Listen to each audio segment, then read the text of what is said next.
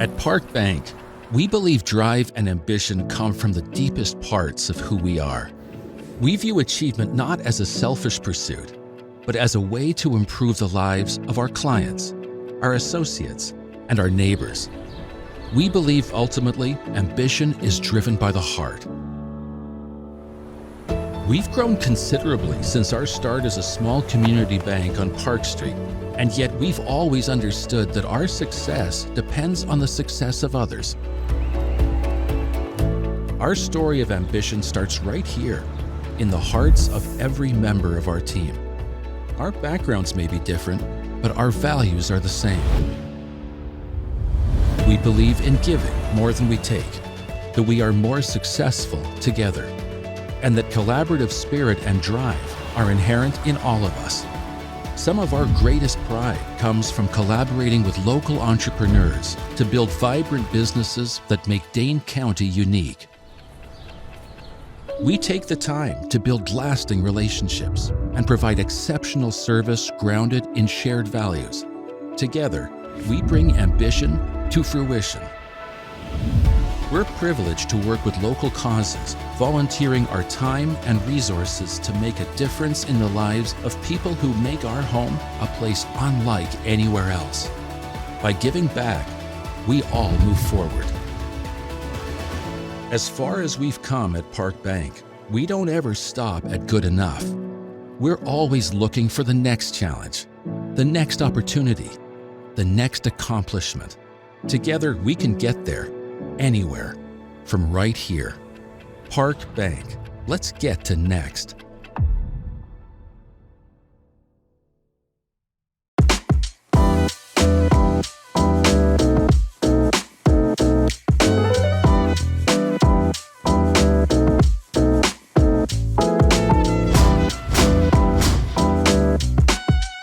Thank you all for visiting.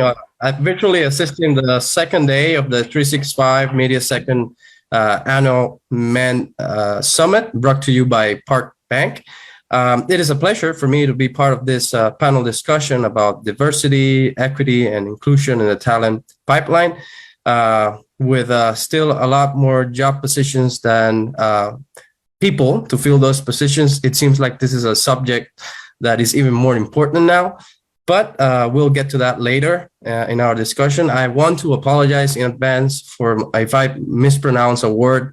English is not my first language, so sometimes I mispronounce. So to the panel, if you need me to repeat a question, don't be afraid to ask. I won't be offended.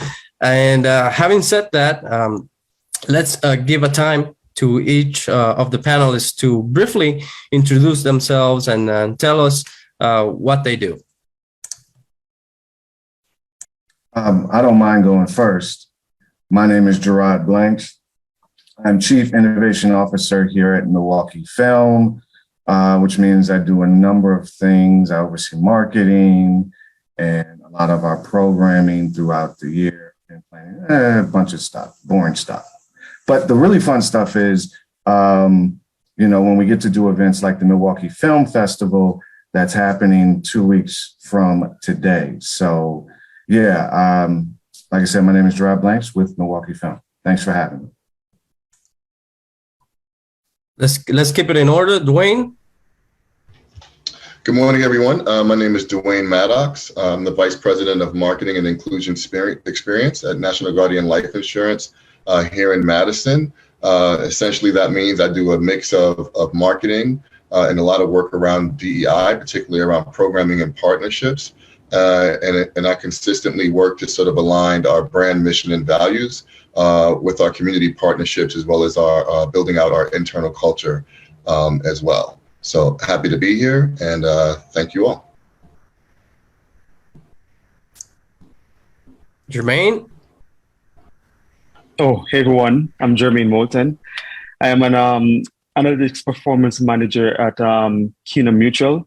What I do is pretty much tell stories with data for credit unions to help them grow and expand. It's a pleasure being here, and I can't wait for a healthy and lively discussion.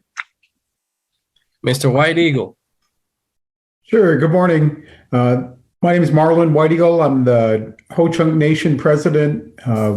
We're a federally recognized tribe based out of Black River Falls, Wisconsin. We operate the chain of Ho Chunk Casino that you see around the state here in Black River Falls, Nakusa, Wisconsin Dells, and then we have some ancillary site in Wittenberg, Wisconsin, and Toma, and we also have a Class 2 gaming down in Madison. We have branch offices in Green Bay, Milwaukee, Chicago, the Twin Cities, and around areas here in Wisconsin, Black River Falls, Toma, Wittenberg. So we're a non-reservation tribe, kind of scattered throughout the state of Wisconsin, and glad to be here today. Well, thank you all for that brief introduction of yourselves. So to start the discussion, we have two interconnected concepts, which are diversity and inclusion. I wonder if maybe Dwayne, you can start with this and kind of explain what they mean in the labor force, and if we have that, does that mean that we have equity as well? Thanks for the question. So I'll start with diversity, and as I reflect on what diversity means, essentially it's a collection in this context of diverse talent, right? It does not mean that if you have diversity, you absolutely have inclusion or equity, right? It's simply a diverse group of people, whether that's via background, ethnicity, race, culture, what have you. It is simply a collection of people who are together sharing some sort of experience or space or what have you. At least that's how I think about it.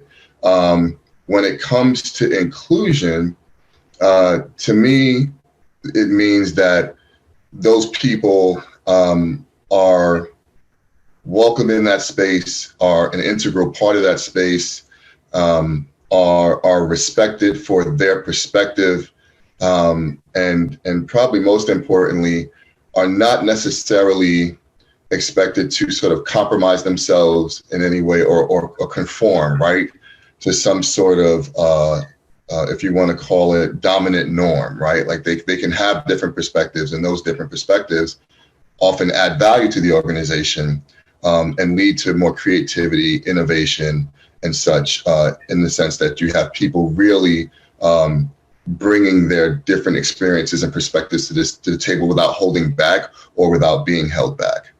From my perspective, generally, if you're including people, that intentional active inclusion generally will correlate with equity. So it's hard to include people and not be equitable in that process.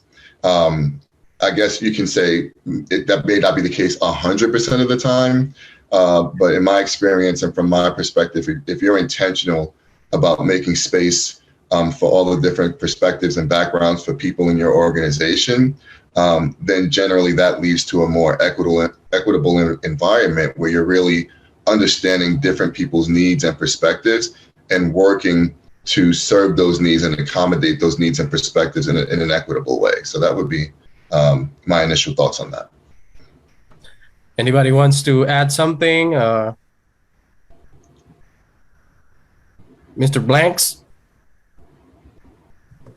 Sure. I like what Dwayne said about the idea of diversity. It's funny because we talk about that word so much, but it's not an overly complicated concept, right? You need diverse backgrounds. You need diverse perspectives. I mean, corporations make so many mistakes. And it's interesting because you're like, who did they have at the table when they made that decision, right? Because if they had certain perspectives, certain people, certain voices in the room, they could not have made that decision. And that's where I think, to piggyback on Dwayne's point about diversity, is diversity in and of itself is great. It's important. It's hugely important, but it's only one piece of the puzzle, and it doesn't necessarily lead to inclusion and equity. What we found is that oftentimes diversity, it can be a bit of a ruse.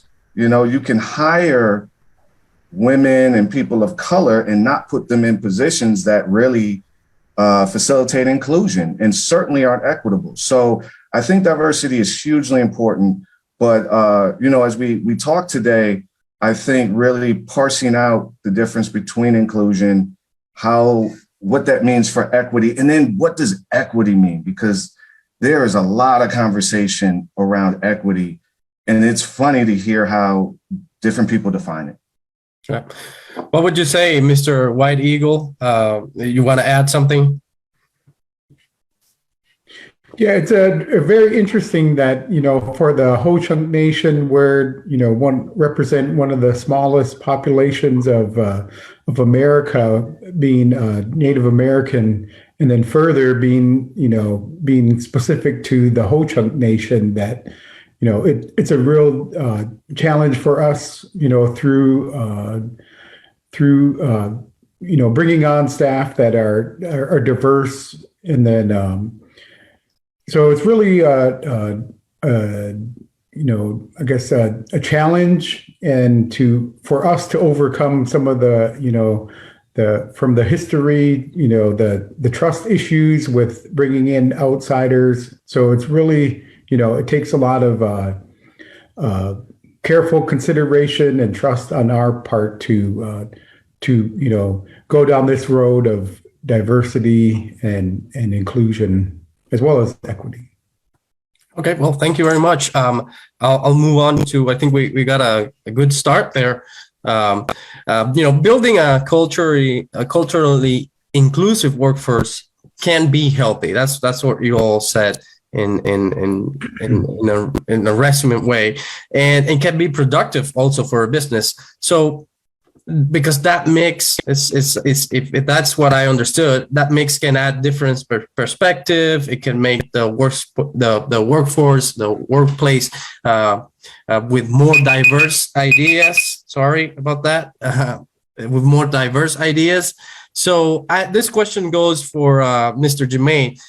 Before you can recruit talent, what things should a business or organization or a corporation should be doing? What should be their C-suite be doing? Yeah. So the way that I think about, you know, this here is that, you know, organizations must, you know, take a look at themselves and say, hey, what is our workforce looking like, right? And, you know, is there a particular group that has been voicing their opinions about something that they're not happy with? Right, a wealth of information can be gathered for example, through exit interviews. Are you seeing a particular, you know, type of employees leaving, or they're disgruntled, or, you know, they're always reporting something to HR? I think that is a key thing to consider, right? And to also know that we all have our biases, right? And we have a particular way of viewing the world. So, you know, expanding that and see what are some of the things that our employees are saying, right? And that will give us a good foundation in terms of building a diverse workforce, making sure that everyone feels included, make sure that everything or everyone feels that there is a fairness in terms of outcomes and opportunities that are available. And I think that's a good starting point for C-suite and businesses to start with.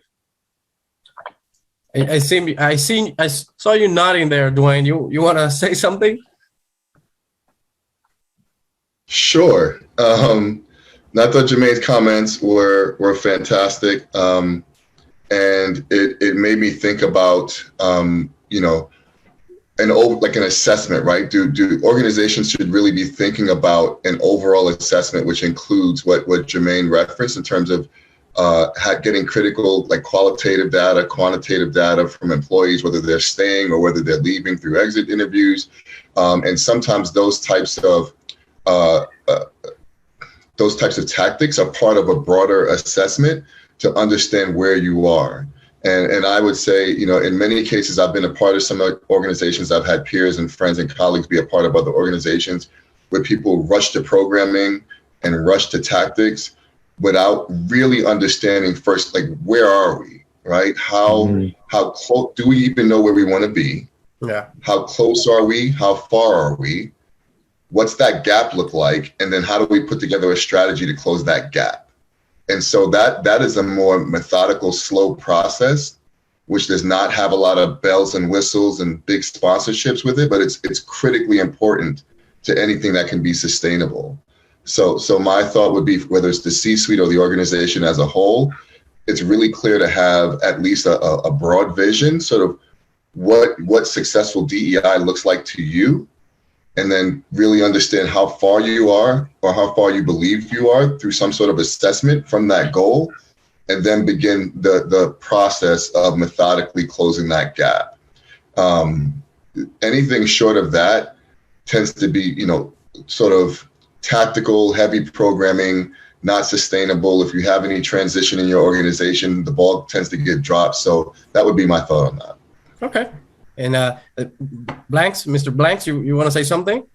Well, yeah. So again, building on Jermaine and Dwayne, I'm a part of the C-suite here at Milwaukee Film, and one of the things that I constantly think about is I'm the only person of color in the C-suite. Now, we're small to mid-sized nonprofit, but I think about inclusion, right? So yeah, I have a voice in a lot of things, right? But to what extent is it incumbent on me to make sure that other folks within the organization, particularly folks of color, particularly women, particularly queer folk, have a voice through me?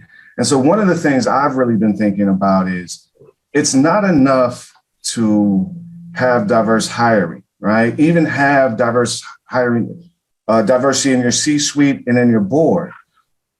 It's also, what is their role?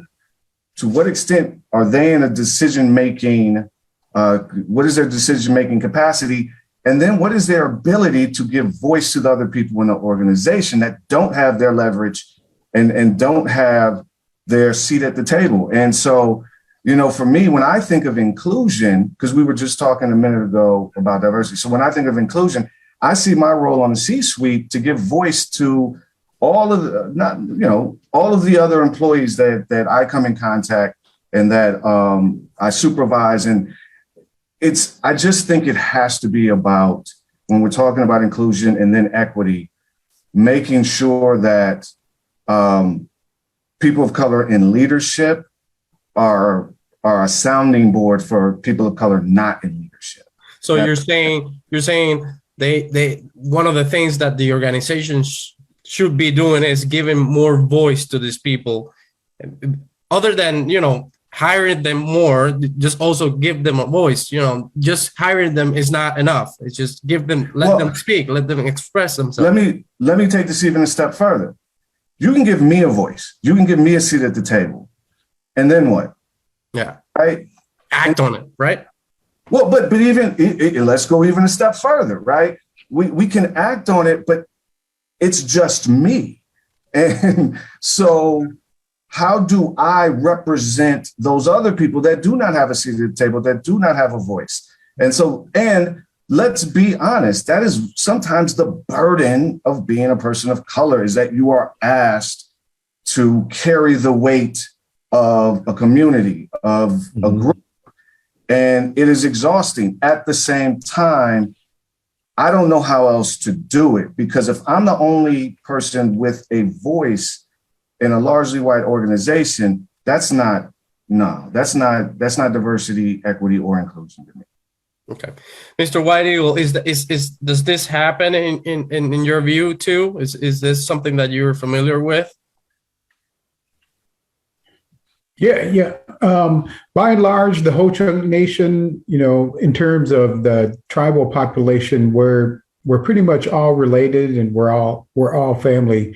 And but from there, it's good to understand the backgrounds and where people were raised, what they experienced, the educational background, as well as our religious background. That's very important to us. So we have a little bit of different inclusion issues, but by and large, we're we kind of exist to provide, the economic self-sufficiency to the tribal members that we serve. When you say you have different issues, can you name one or two of those issues? Yeah, I think there's sort of almost like a reverse discrimination in essence. The problems that I'm hearing, that I'm the only person of color in the room, where our daily is kind of where we're surrounded by people of color, and bringing in non-tribal, non-native people into the mix, and then accepting them for who they are. I try to focus on that employer-employee is a legal relationship, and it's there for protecting the rights of the employee as well as protecting the rights of the employer. Okay.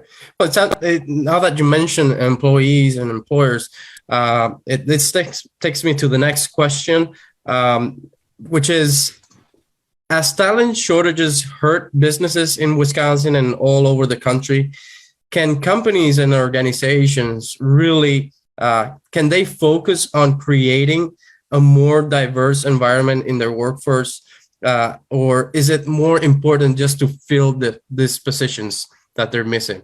How can they do that? How can they have that balance? Let's start with Dwayne this time. Yeah, I think companies lose when they don't field a diverse candidate pool.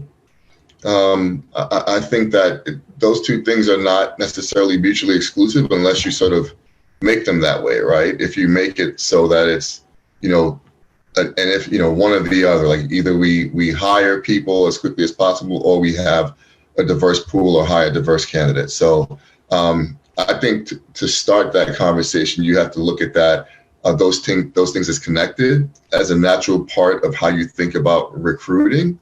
And you also have to have some understanding of the value of diversity, right? If you don't value it, you won't prioritize it. And so that's incumbent on the organization to both do the work to understand the value of it, and then to take action that reflects that prioritization. And so I just wouldn't necessarily position those things as an either or. But that, for me, diversity is part of a healthy organization. So if you're not building diverse pools of candidates, if you're not hiring diverse candidates, regardless of what field you're in, I would question the overall health of your organizational culture. Okay.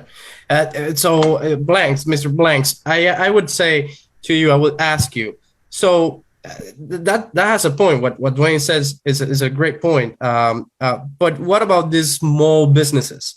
Small businesses, sometimes, they need a hand right away. Can they really think about, I have to keep diversity in my business because, they just need a hand? Do they have to have that same structure in mind, keep that diversity, or do they just fill the position how they can? No, that's actually a really interesting question. Look, diversity should not be this barrier or obstacle, right, to success.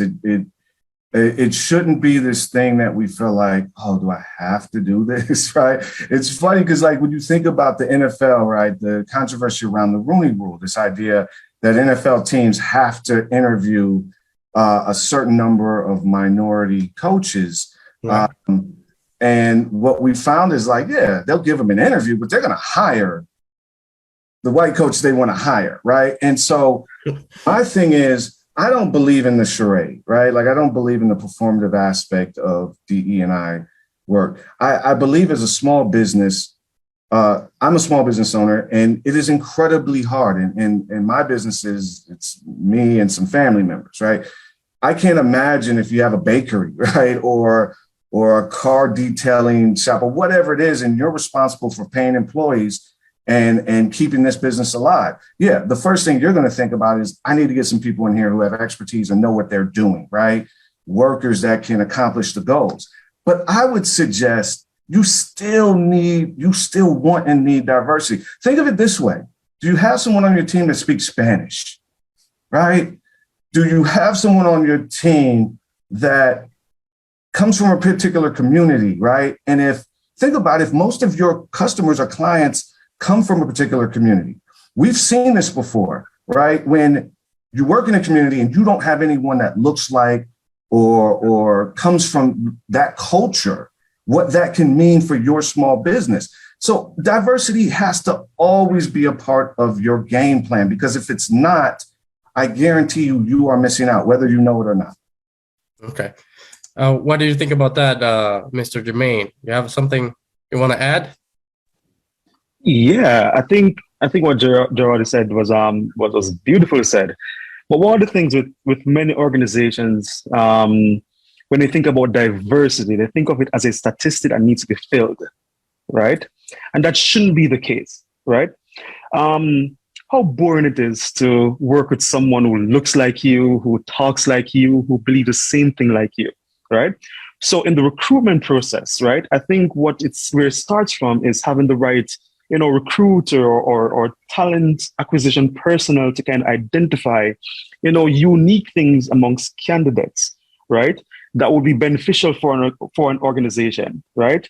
Maybe it's a story that they said, or maybe it's in a response to a question that was asked, or based on something that you saw on a resume, right, that might be interesting or add value to an organization.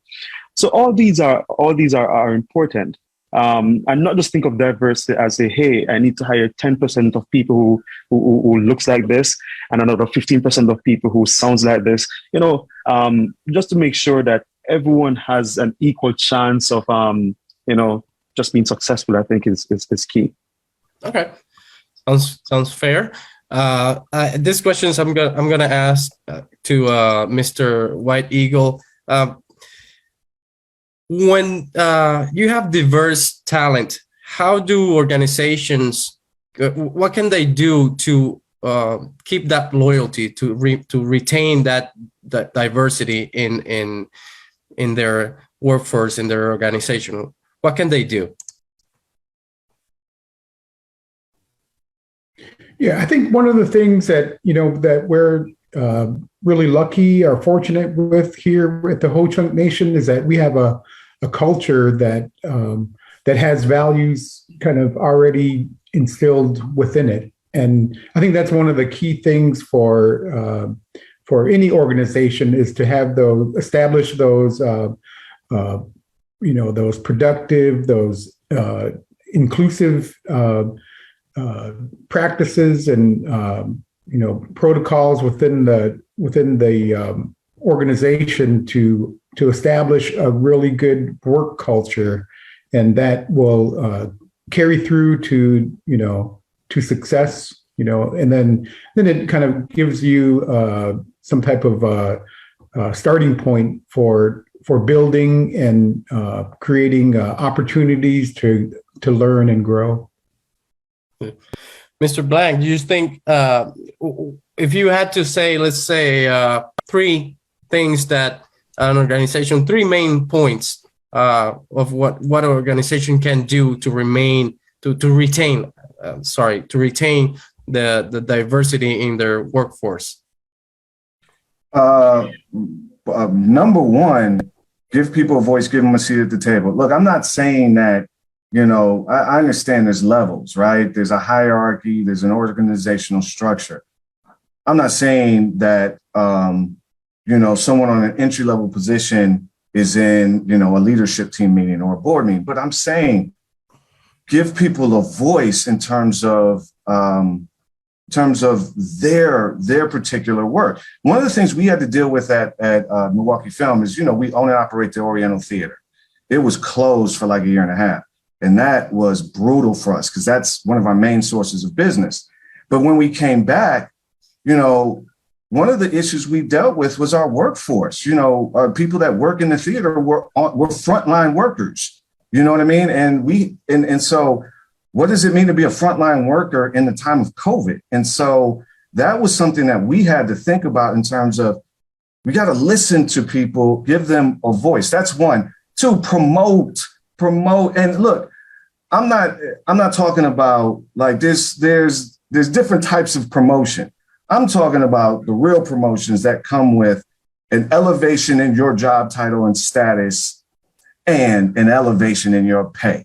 Because if you're not elevating pay, that ain't really a promotion. That's just extra work, right? So that's the other thing is promoting people who work, who that to me is equity, right? And then the third thing is, look, don't put out all the statements, right? Don't put out all the statements if you're not going to do the work. So you have to do the internal work, right, with your staff. But then you also have to do the external work, which means you have to be visible in the community. So those are my three things. Give people of color, women, queer folks, but just give the rank and file employees a voice, make sure there are opportunities for promotion and pay raises, and then make sure you're walking the walk both internally and externally. Thank you very much. That sounds very, very smart. You wanna add something, Jermaine or Dwayne, if you want to jump in and say something? Yeah. One thing I truly believe is that there's a reason we have 2 ears and 1 mouth, right? And I try to use that in that ratio, and just to listen to your employees, try to understand where they're coming from, how they operate, how they just do their work, right? But I think at the end of the day, what it boils down to is that each person needs to feel a sense of belonging, feels like what they're doing is worthwhile. And a way that we can do this, especially to enforce and promote a diverse workforce, is to, hey, champion people's successes, even if it is small, right? And I think that goes a long way. It really does. I'm sorry. I hate to interrupt you. I just want to say thank you for bringing up sense of belonging. That was one of the things I forgot, because that is so important. Yeah, it is. It is. I'm gonna actually made a stop here and give some participation to questions done on our live. Dwayne, this is a question from one of the people from the audience, and they say, Dwayne mentioned it's incumbent on the organization to value diversity. As a person of color looking for a job, how do I know whether the organization values diversity, and what questions should I ask? Thank you for that. So generally speaking, when I look at organizations, I like to see organizations that implement DEI in a systemic way, right? Versus a siloed way, or, in many cases, the DEI work just sits in HR with very limited resources, and it's really just a recruitment tool, but is not really thinking about the business holistically and how they can support diverse communities and underserved communities. So for example, what are you doing in your supplier diversity in addition to your recruitment? What are you doing in terms of your community investment and sponsorship in addition to recruitment? What are you doing in your business lines?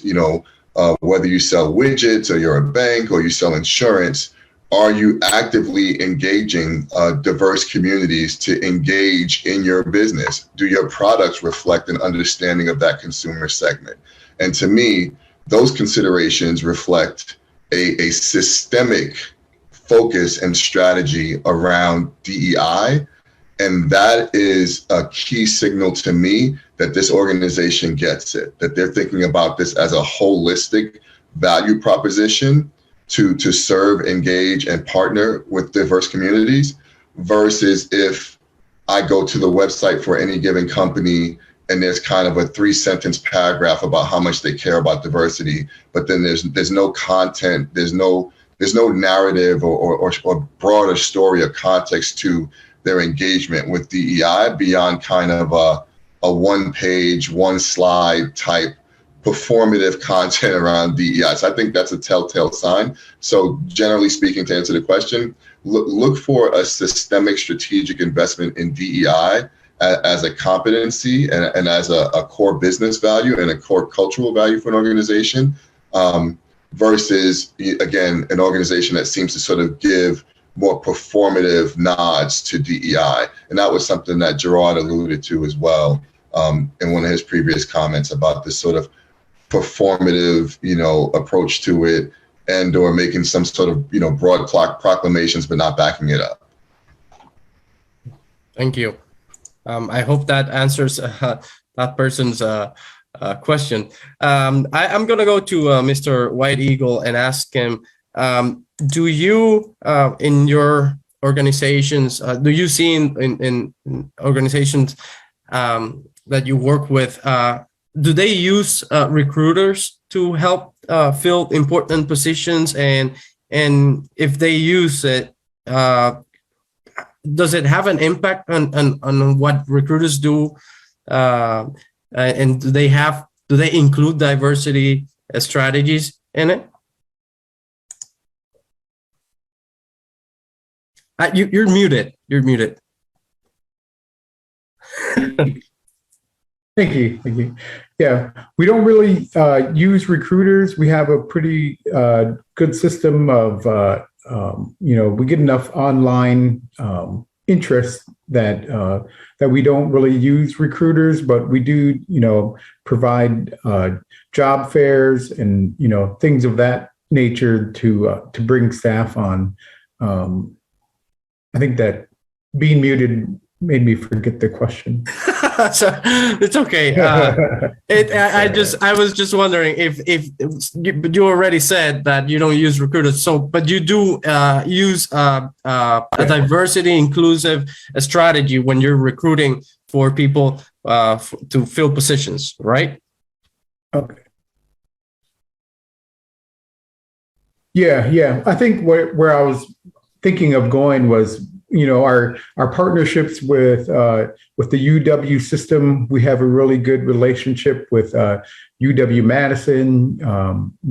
We're looking to tap into UW Stout, and we're close proximity to UW-La Crosse, UW down there in Madison. UW are the Madison College. So, we like to use these educational resources that are, these partnerships that we do have to help fill roles. And, we try to keep our pulse on, different tribal folk as well as non-tribal to assist us in, where our demands are, call for it. Okay. There's another question from the audience, and this one's pretty interesting. So they say, with remote work being more and more viable, can companies recruit more diverse talent from other places? One of the hard things is convincing people of color to move to Wisconsin. That makes sense. I would say, Jermaine, could you jump in? Yeah, first impression matters, right? It really does. So I think if an organization is using recruiters, right, the recruiters must either be trained, actively with DEI and identifying it and promoting it, or more importantly, that your recruiters are indeed diverse, right? One of the things that was very striking for me when I was being recruited at CUNA Mutual is that my recruiter was a woman of color, and she was also an immigrant, right? And that was also important for me, being someone who is of color and an immigrant as well, right? And one of the things that she did so beautifully is that she made the conversation so easy to have, and at the same time being very deliberate to say, hey, CUNA is doing X thing, or they're doing Y thing. They have these we have these employee resource groups. So we have African American group or a Hispanic group, and these groups are championed and supported by the organization. So that's a strategy that many or some businesses can use. Of course, not many businesses may have that, resource or opportunity, but I think it's just much of just being intentional, right? And being authentic in your recruiting and making sure that it's a safe space for everyone to apply and feel welcome to join an organization. And is that I would ask to Mr. Blank, is this could how can companies recruit more diverse? Could they recruit more diverse talents from other places? I found very interesting that this person that asked the question said one of the hard things is convincing people of color to move to Wisconsin. And I know Dwayne is from Brooklyn, but do you think, Mr. Blanks, that the companies can do work, hire people from California, Florida, I don't know, because they now have the option of working from home online? That's a rhetorical question, right? Like here's the beautiful thing. I mean, Wisconsin has a reputation. Let's just be real about it. I think at one time, and I don't know if this is currently the case, it was listed as the worst state in America for African Americans to live and raise children. I'm not a big proponent of those sort of really declarative statements that don't always sort of have empirical sort of evidence to back it up. But I will say this, we have one of the most incarcerated zip codes in the country for Black men. We have issues with Black maternal and infant health care. We have a lot of issues when it comes to people of color, particularly Black folks. So if I'm recruiting and I say, hey, Black people aren't maybe looking to move to Wisconsin, having the remote option is everything. We work with so many corporations, and I do a lot of DE&I work using film. And what we've noticed is, the pandemic made us have to adapt to the virtual platform like Zoom, right? Yeah. And the work that I do really took off during the pandemic because so many companies, from Manpower Group to Kohl's, have these nationwide networks of employees. And the fact that you can give someone flexibility, right, to work from home, to have a home life and still be able to do their work it is one of the silver linings, I think, of the pandemic.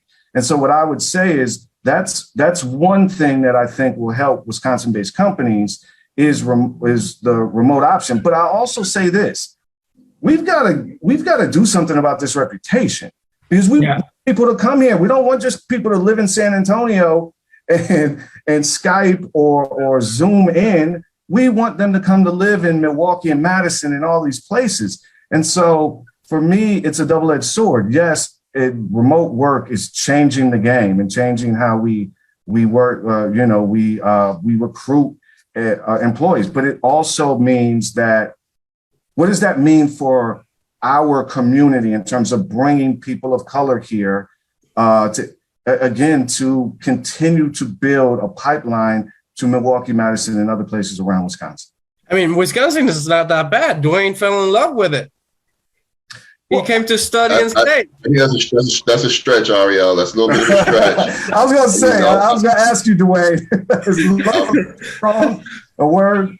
I'm enjoying my time here. It's fine. All is relatively well, but let's not stretch it. But anyway. But Dwayne, part of it also is the narrative, I think, around Wisconsin for Black people. Yeah. Let me. As you were talking, Gerard, I was just thinking that in my time, and it could be just me missing something. So I don't want the Wisconsin Department of Tourism calling me and hunt me down. But I've just never seen a sustained, proactive campaign to tell a story about Wisconsin that is more inclusive of the people of color that have made an impact in this state. So even living in this state, when I see the Wisconsin tourism TV shows and the magazines, it's always somebody fishing up north or going to a Packer game. And this gets right to our topic today about inclusion, right? Yep. And this is an and conversation. Love a good Packer game. Love a good fish fry. I truly do. But there are other narratives and stories that make up this state and what makes this state a good place to live for some people that are just not told. And to me, that points specifically to like what we're talking about today. Like, has there been a story told, content generated, a campaign put together, targeting specific markets that surround this state that have lots of people of color to say, hey, we'd love to have you here. We're doing great things. Here's a couple of stories about people who are here and doing great. I've never seen anything like that. And candidly, when I think about the folks that are on this Zoom call right now, we could probably spend 2 hours and put together a campaign, right? that would work to at least start to tell a more broad and inclusive narrative about the people of color who are in this state and the impact that we're making. So I think that's a huge part of this, is that we don't leave space for another narrative about Wisconsin, which is why there's pretty much one, the Packers and fish fries. Yeah. Beers and brats. Don't forget about beers and brats. My bad. And bad. cheese. Don't forget the brats and the cheese.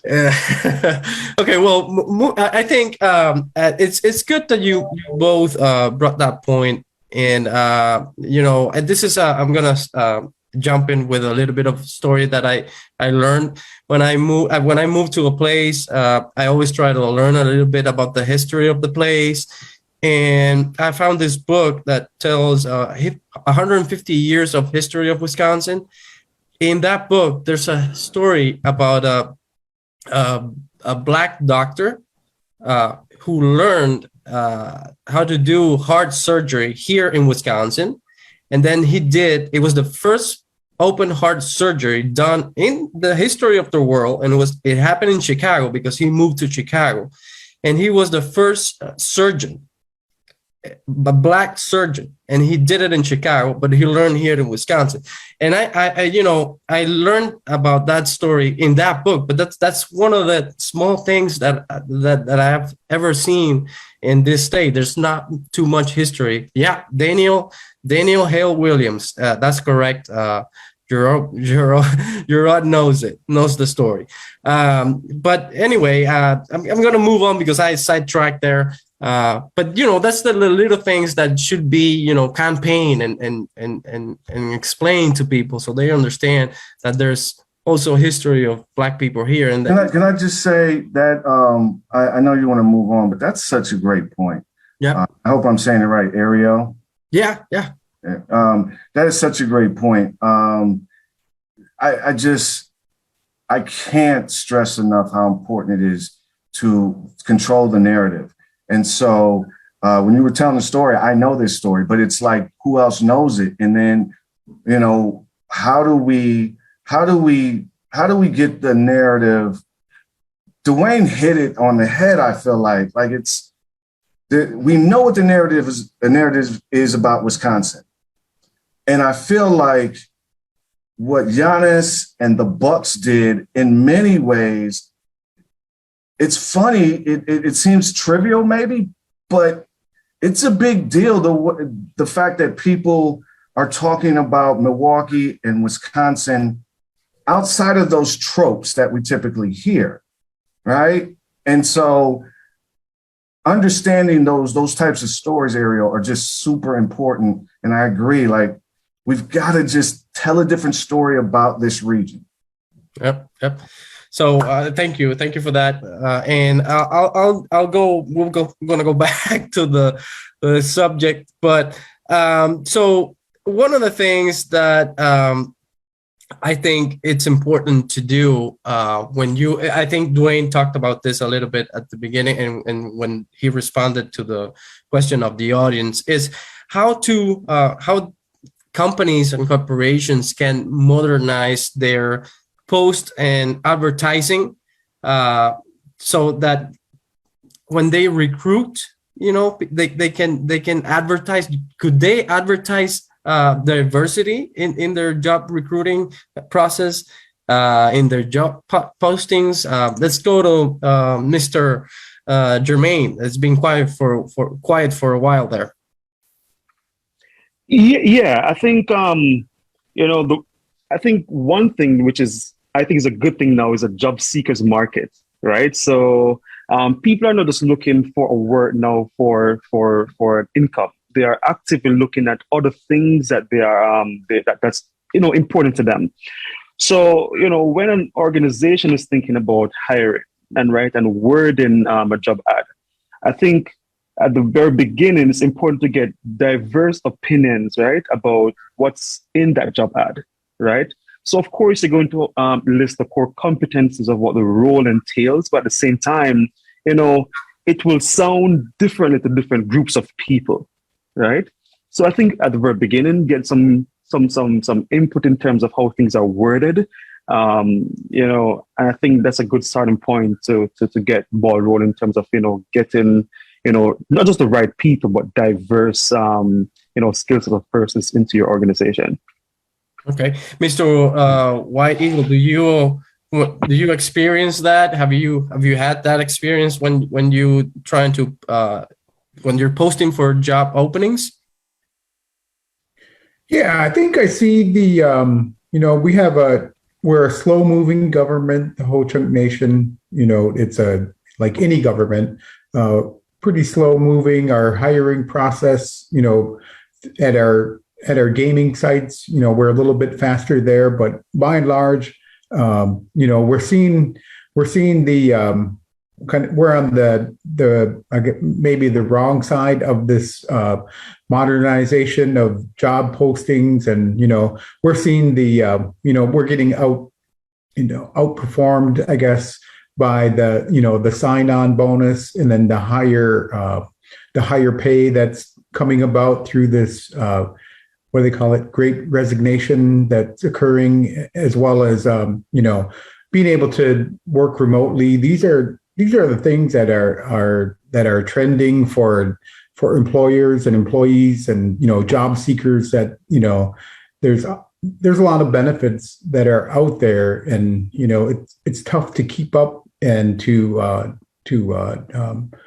and then we essentially suffer when we're limited with staff, and we can't open the number of hours we want, and we have to ask for patience for slow service when we lag behind with not being able to compensate employees what they should and what they deserve for appropriate pay.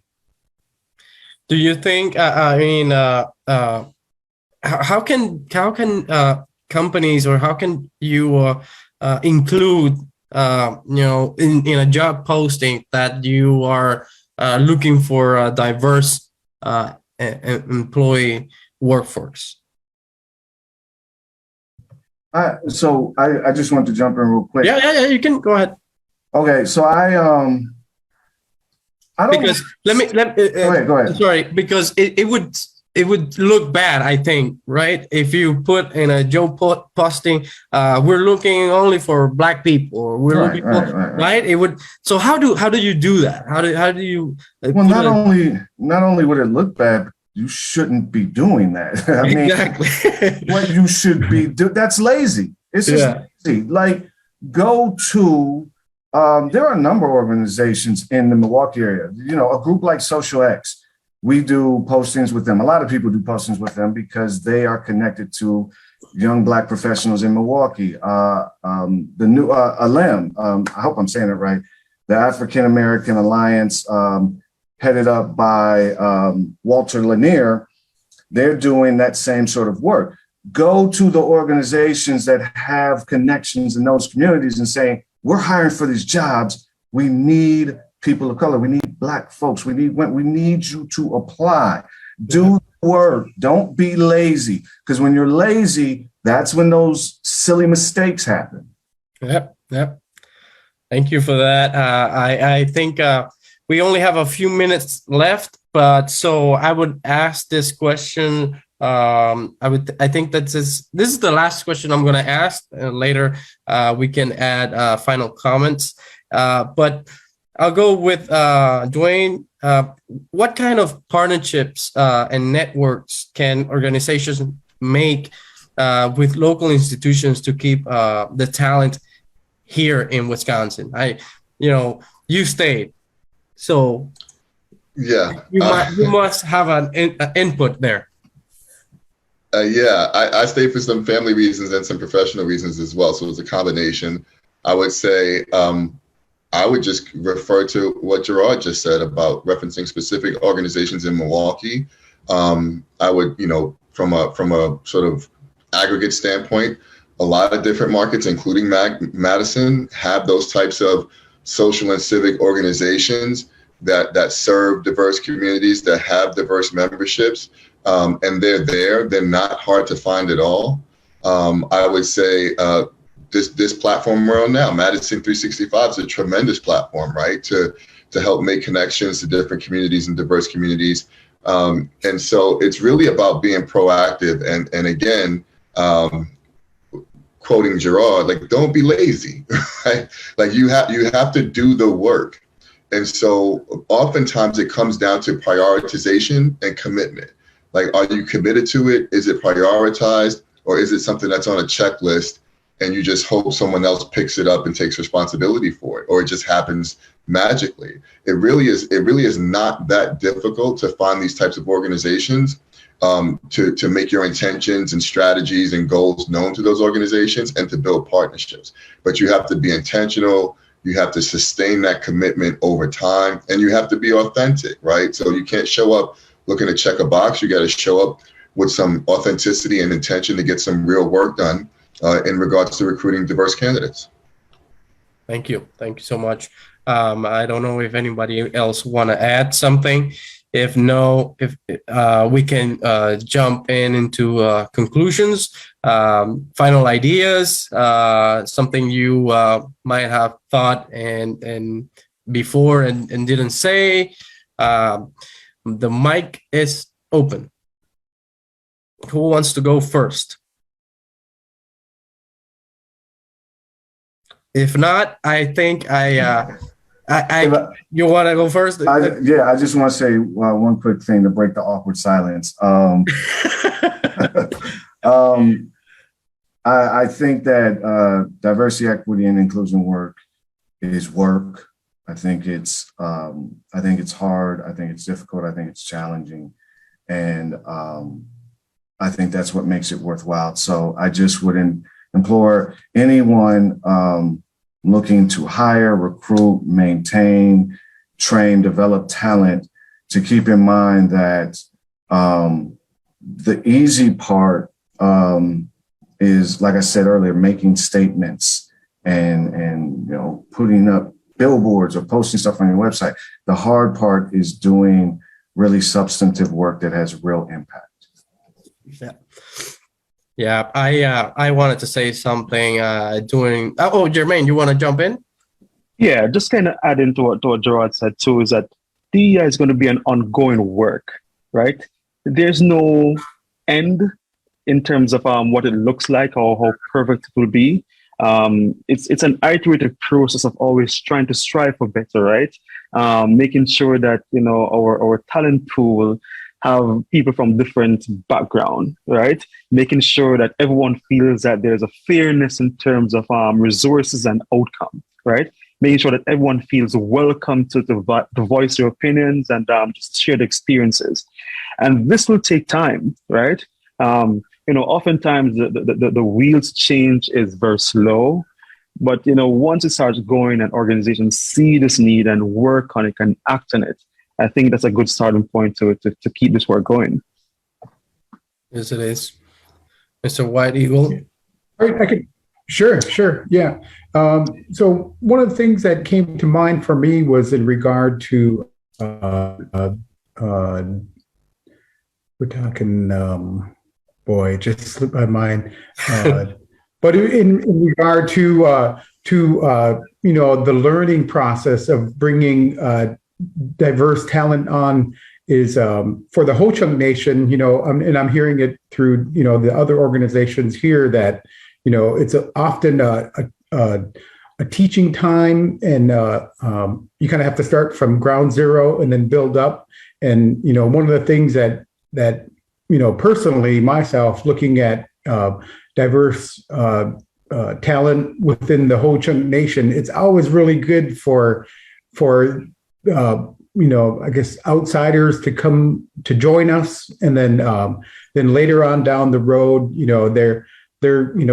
they have a little inkling of what our culture is about, and that's really important to get that, to have friendlies out there in the world that, maybe it's a banker, maybe it's an accountant or an attorney or what have you, that has worked with us in the past, and then that helps to build our network when we include outsiders into our organization. That there's a full culture to learn, and you can't teach it in a day or so. Bringing outsiders into our organization is really beneficial. That we have a mouthpiece out there that is saying, the Ho Chunk, they're good people, and it's enjoyable to work with them. I think it would be universal for any organization.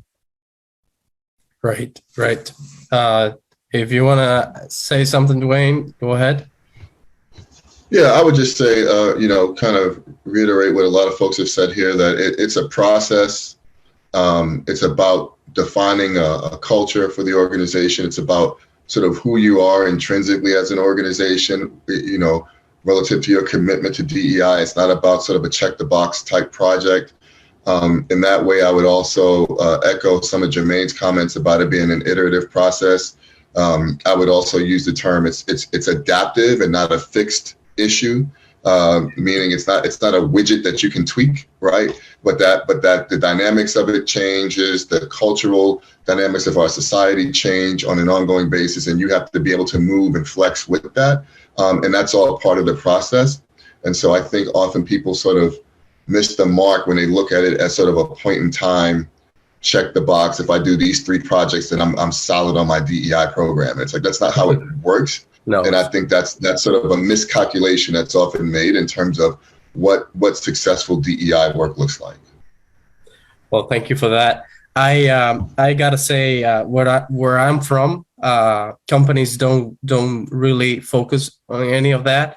In the Dominican Republic, in every organization that I worked, I never had a training program on inclusion or diversity. I got my first when I joined the USA Today Ghana group, and it took me like 2 weeks because there were so many that I was going nuts. Like, I gotta see all these videos and do all this tests. And I can say that I learned a lot of things from that I didn't think I would, because even in the phrasing of things, that sometimes you say things and you're not, it's just phrases that come to you because you've heard them before, but they're not really that good. They're not correct when you're referring to other people. So I see that there's some intention happening. It's been going on for a few years in some big corporations in the US.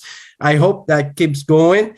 And I hope that, diversity and inclusion and equity happens in a more broader sense. I think it's beneficial to everyone, and especially a big society like the US, and to the Black community too.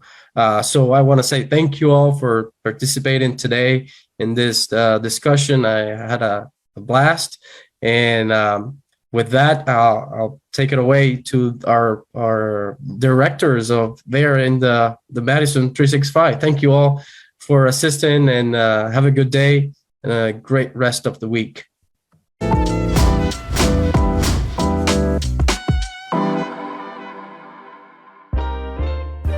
This is 365 Media.